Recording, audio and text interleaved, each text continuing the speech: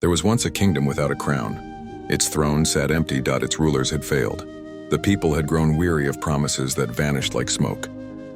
They had trusted in princes, in policies, in power, but none had delivered.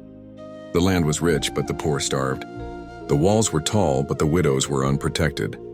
The courts were full, but justice was absent. And so the people stopped hoping. Until one day a voice rose, not from the palace, but from the marketplace. It was the voice of a woman named Leora, whose name meant light. She stood on a worn stone and cried out, "Praise the Lord, O my soul. I will praise the Lord as long as I live."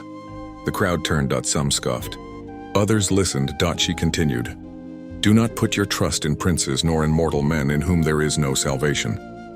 Her words cut through the air like a blade.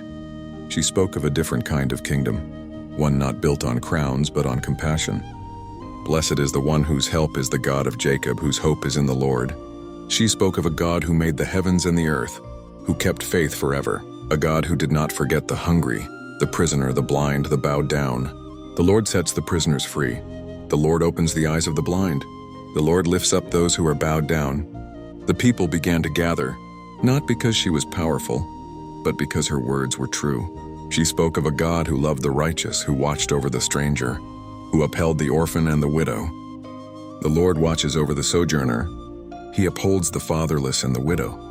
And then she said, "The Lord will reign forever. Your God, O Zion, to all generations." The crowd was silent. Then someone whispered, "We have no crown." Another replied, "We have no king." And Leora said, "You do. You always have." That night the people lit candles, not in the palace but in their homes. They sang, not to a throne but to the heavens. They fed the hungry. They freed the bound. They opened their doors to strangers. They lifted the bowed down.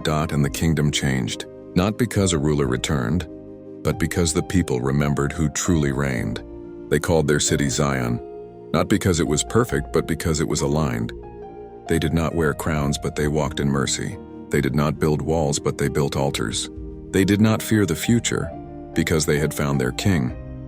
And every morning Leora stood on her stone and sang, "Praise the Lord, O my soul." And the people answered, "Praise ye the Lord."